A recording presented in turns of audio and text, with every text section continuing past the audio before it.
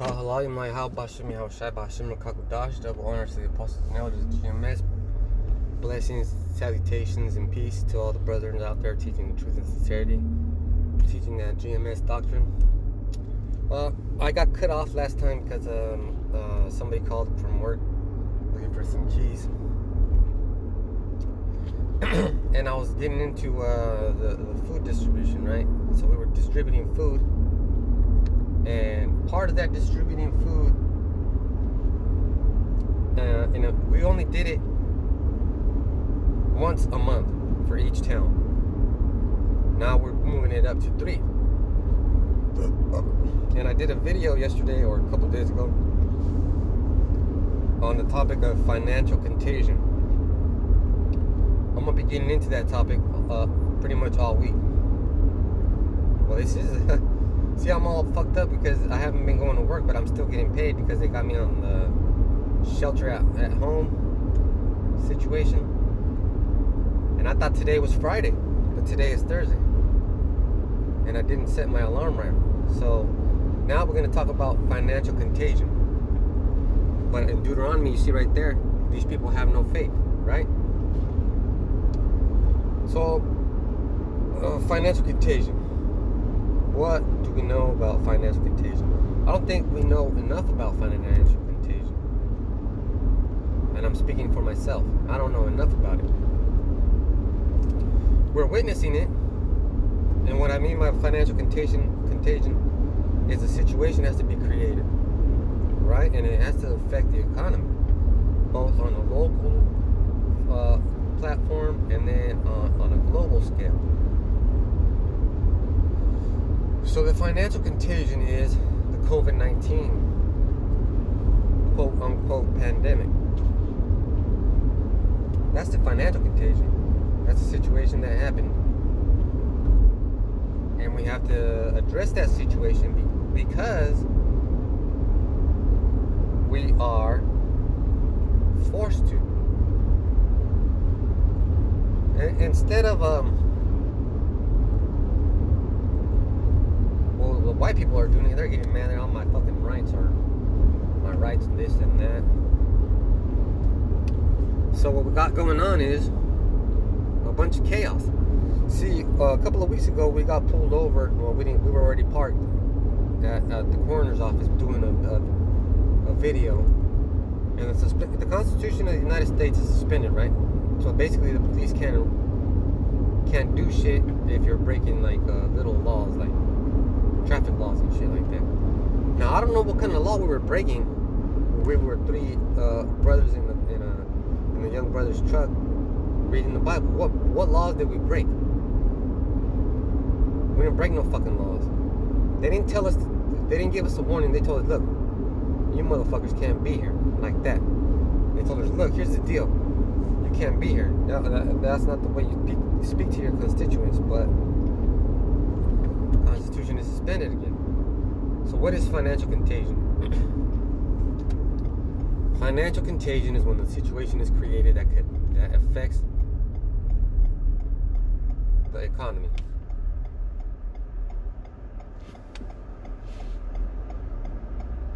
Let me see what this guy's doing. Can I go that way? 15 minutes. Alright, I'll go back.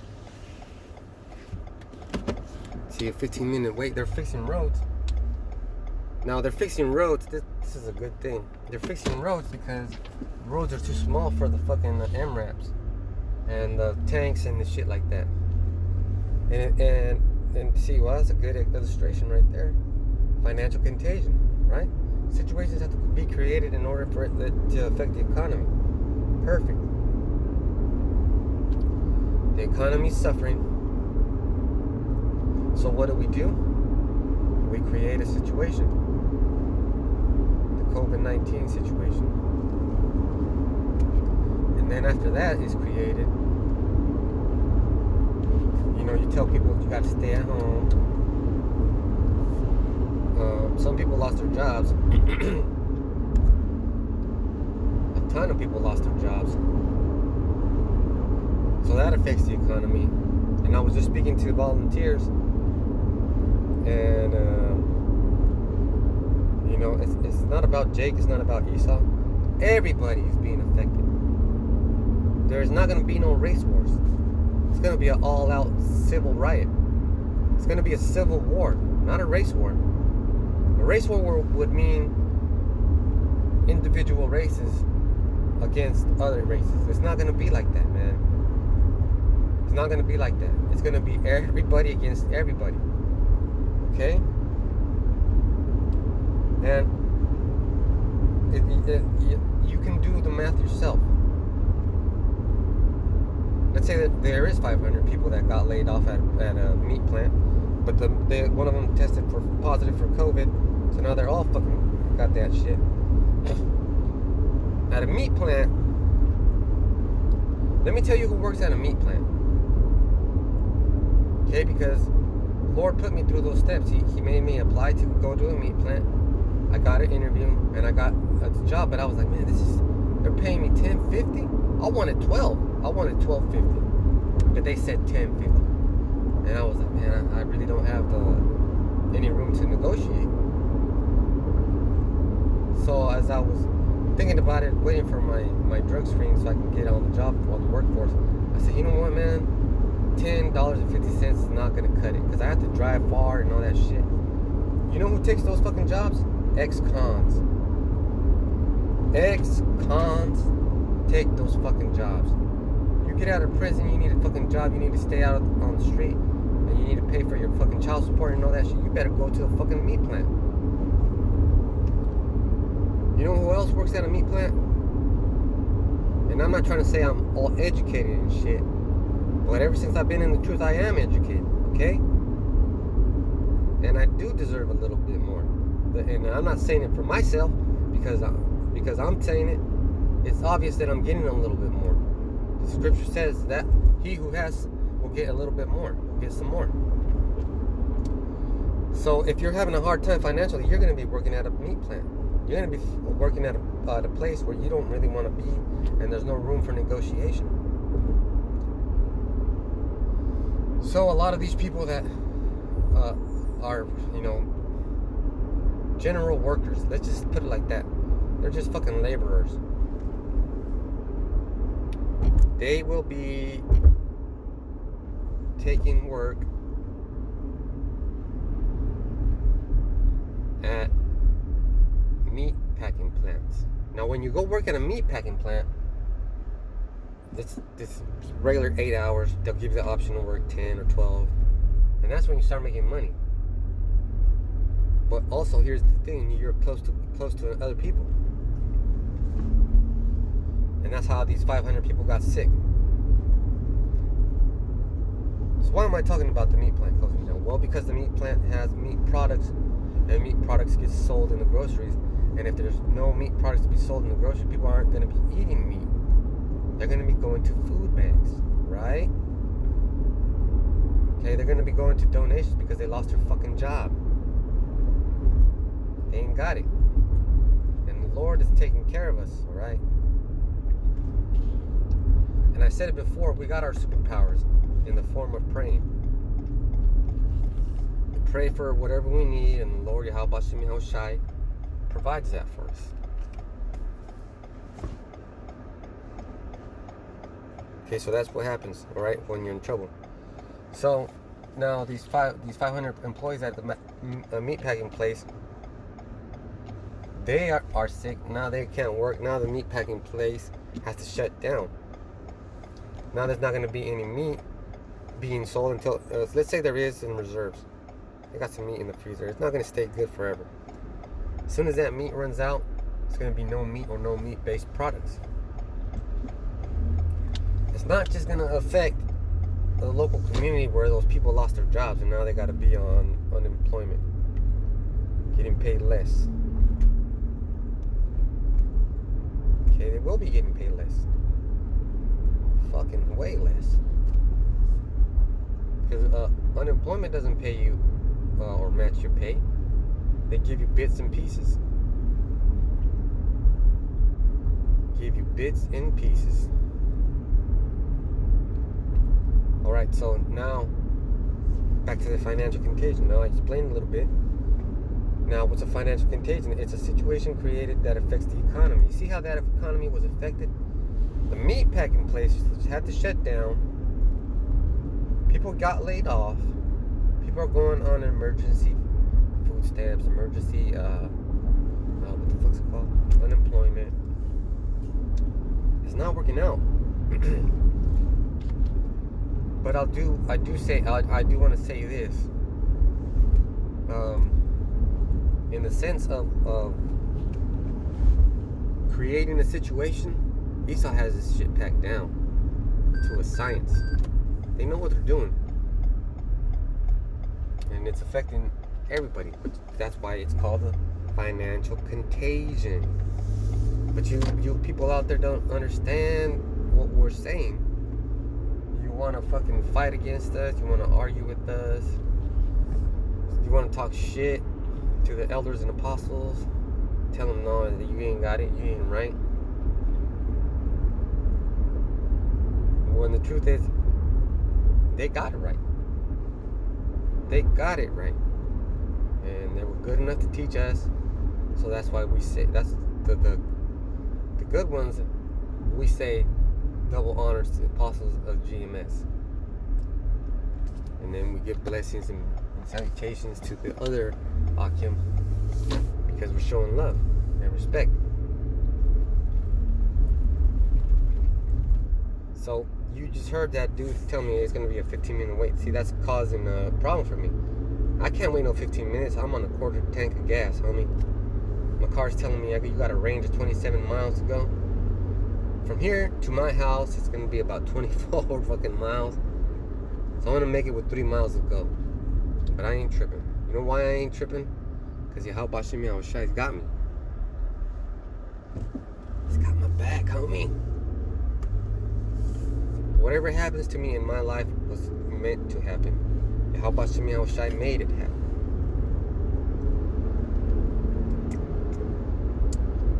Oh, never mind. It's 18 miles. I'm going to make it with 9 miles to spare. Give me enough time to get to a gas station. And that's another thing. Speaking on gas, the financial contagion is hitting all aspects of the finance situation. Mortgages, workforce, the health, social service, fucking police, government, and gas. Crude oil is being affected, homie. We're down to 10 bucks a barrel around there. 12, 13, 14. Cheap. Fucking cheap. $12, $13 an hour. So now gas is about $2.38 to $2.65. And it goes up if you use your debit card. That's a financial contagion. And part of that financial contagion is creating situations. Marinate on that. What kind of situation could Esau create? Well, you saw what they did in China. Paper money is passing the infection. We got to get rid of paper money. We got to get rid of coin. So we have a credit card, a debit card. We do pay pass with our phone. But ultimately, they want to chip us. They want to say, the only safe way to do financial trade or business is through the RFID microchip. And today I wore a mask. I wore a mask and gloves. Let me tell you why. People get really spooked. It's like a domino effect when panic happens. It only takes one fucking idiot to lose his cool, and a couple more retards to fucking follow along. It's all part of the Hegelian dialect being used. Okay? See, and I don't know anybody else in Israel teaching that shit.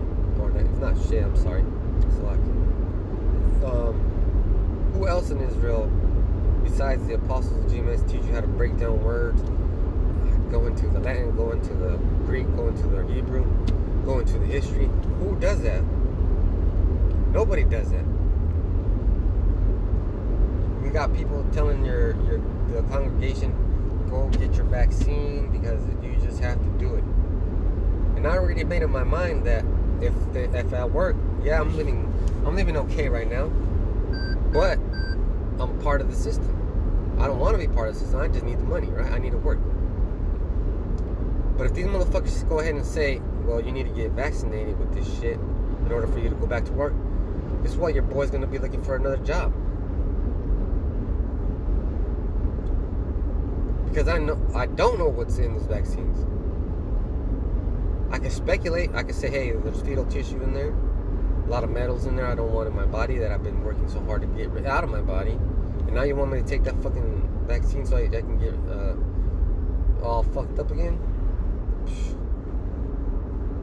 Man, if I have to, I'll fucking deal drugs. Come on, man. You gotta make choices. You gotta be willing to do something. Look. That's part of the financial contagion. You got to be able to take risks. Because if I can't find a job and I have to get vaccinated and I have to get chipped, I'm gonna have to do what you got to do, right? Do what you got to do, and I'm gonna do it. If it comes down to you got to take this vaccination or you're fired, okay, fire me. I'm not going to quit. I'm going to say, okay, you got to fire me. That way I can get unemployment. And do a little thing around this hood called stacking chips. Because everybody knows that unemployment ain't enough. And a lot of people that are unemployment, they got side hustles, little jobs on the side. I can mow lawns, I can do everything. I can build shit. I'm very handy. I can frame up a wall, I can wire it, I can install mechanical ventilation. I could do a lot of things. I'd rather be in the office, but, you know,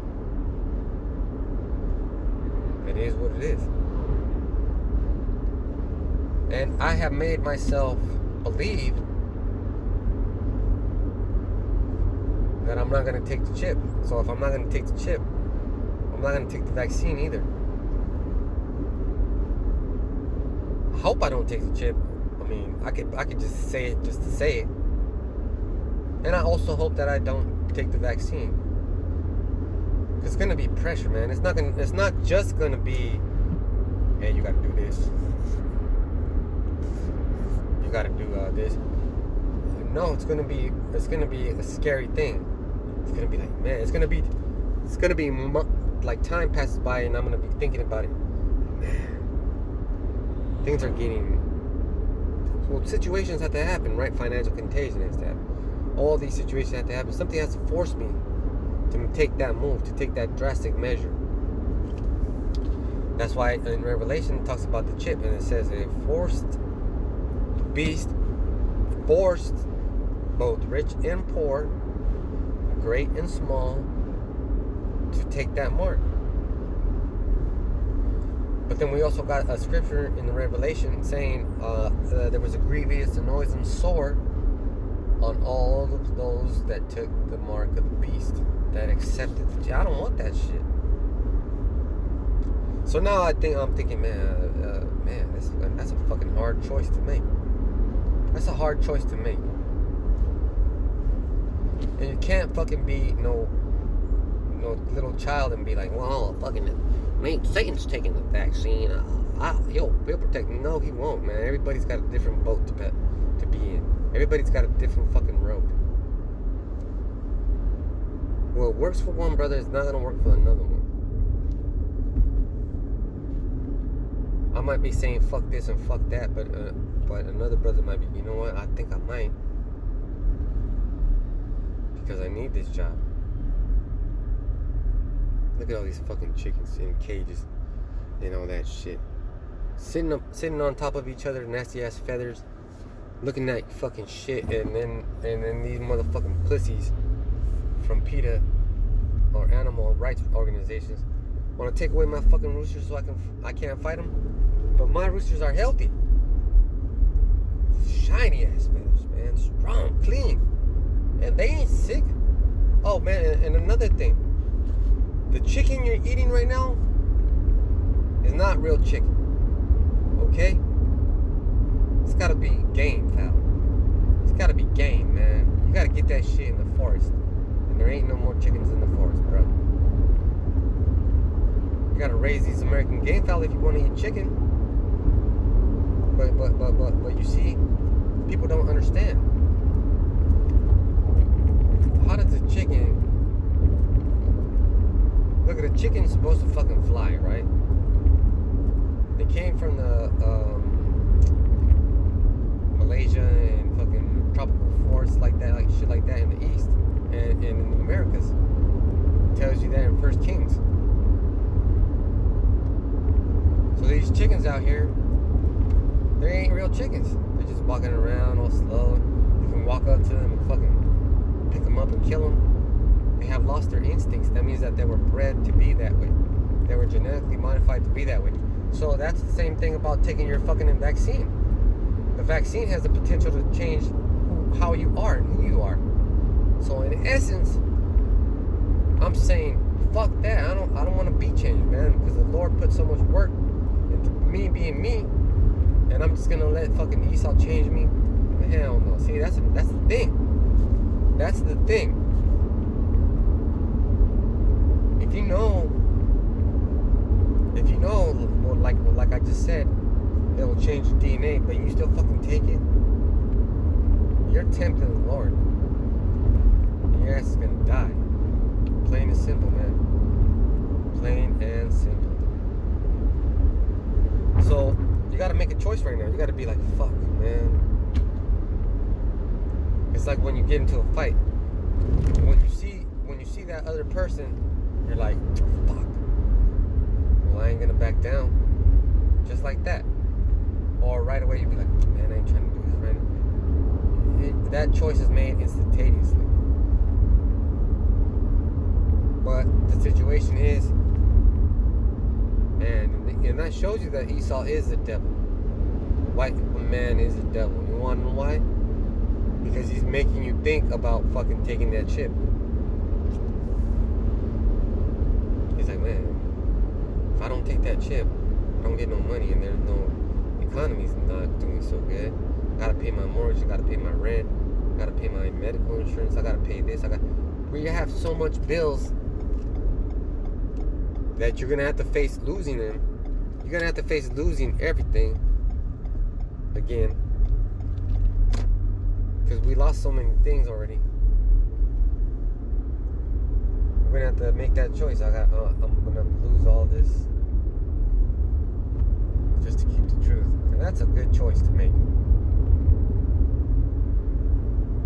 It's not easy. Hell no, it's not easy. You gotta look at yourself in the mirror and deal with that choice. Every day you're gonna wake up and say, man, I took that chip and I didn't resist it, because what this kingdom's offering me is better than what Yahushua was offering me. Man, that's what, I hope I'm not ever faced with that decision, because I'll be like, you know what? Man, how much longer do I have to live without anything? Because I never had nothing before, so I might as well just have nothing. Might not be the smartest thing to do, and I might be ridiculed for that. But guess what? I got a creed to live by. You heard? Death before dishonor. It's fucking hard being the man of the Lord. It's hard following Yahweh Shem Yahushua. It's very hard. You gotta humble yourself continuously. Like every single day, you gotta bring yourself down. like what I'm talking to you about is bringing me down because I had to make those choices. And whatever happens, whether I lose my family or keep my family, keep the things I got or lose the things I got, it's just gonna be all good. But it's gonna be in Yahweh Shai's hands. So it is all good, whether I do or whether I don't. You know, I can only make choices based on what I know. And I don't know too much. Like, I know a lot because of the truth. But still, when shit happens, I'm like, whoa, man, what's going on? And it takes a while for me to kind of grasp it because I have to rewind it in my head a couple of times and then focus on it. It's not instantaneous, like, oh shit, that's what it means. Sometimes it is. Others is not so quick, like, you know. So I'm driving through the country, and some of these country roads are getting fixed. That's gonna make it easier for business to, if they go back to business, it's gonna make it easier for all these trucks to get moving some a haul, a load, make some business. See, so there might be a potential for you to get another job.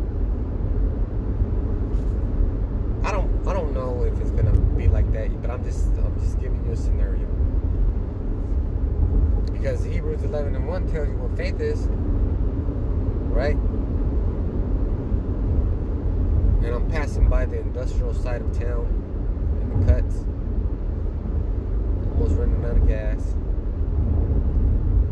And for a while they shut this place down, but they open it up again.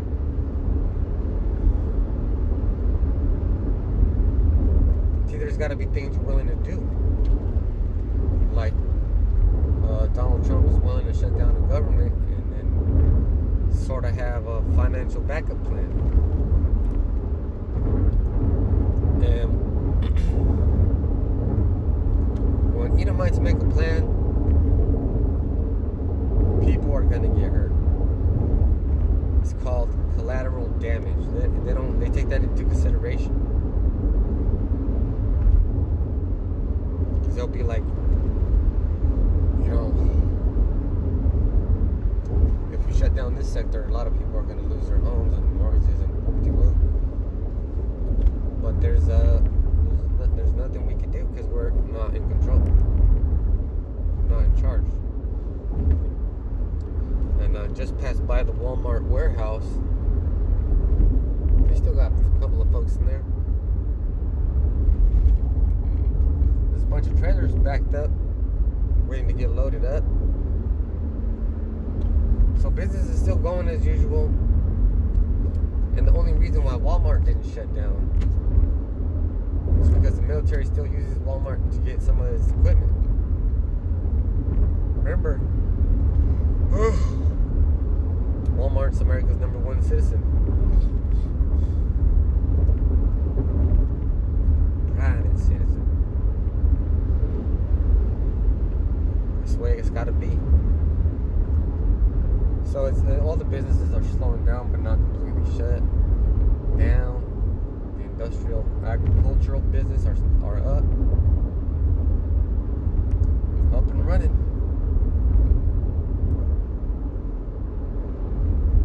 But the thing I've noticed more is these roads are getting fixed.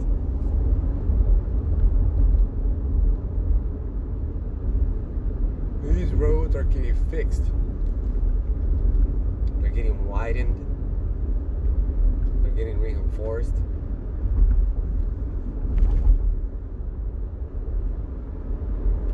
So big things are happening. Big things are gonna happen. You know, like this might be the first wave. This might be a test run on, you know, how people gonna react. Is it gonna work?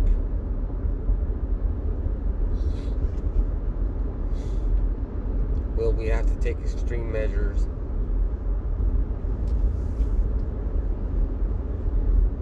Will we have to abandon the plan halfway because we didn't plan for the Esau plans shit, okay?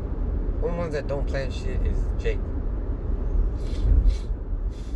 Don't plan nothing. You plan vacations, but you don't go on no vacations. Especially now, when there is no vacation to go to. Man. So there's a bunch of fucking food drives going on. Soup lines are intensifying. This is a fucking financial contagion, and the market is crashing right as we speak.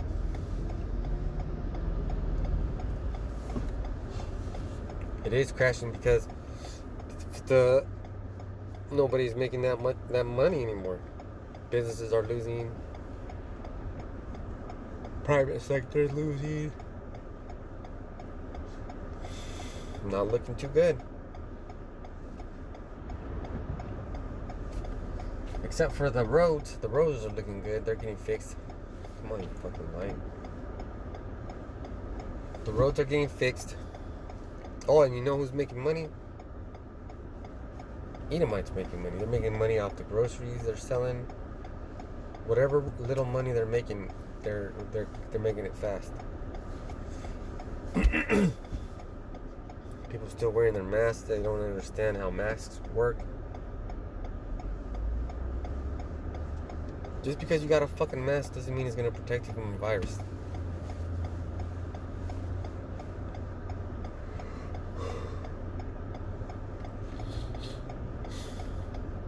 Because you got your eyes exposed, your skin exposed, your ears exposed. Something called ear, nose, and throat infection.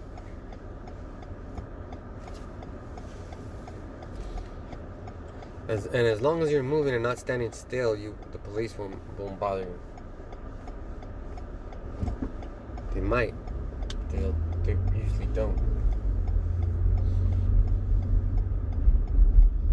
And right now, police are like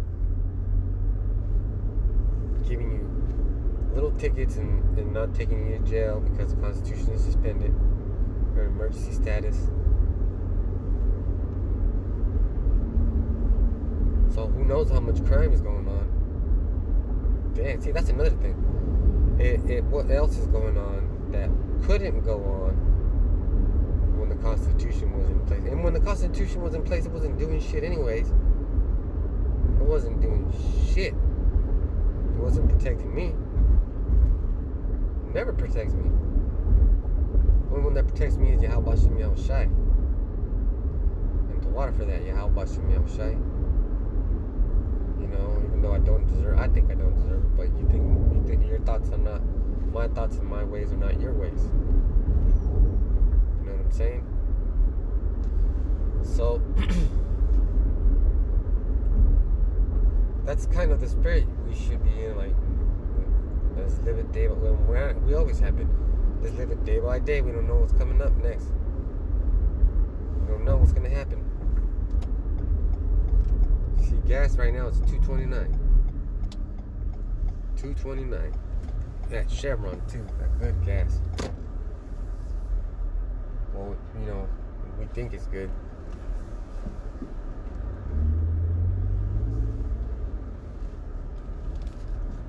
Damn, I fucked up. Went the wrong way, guys.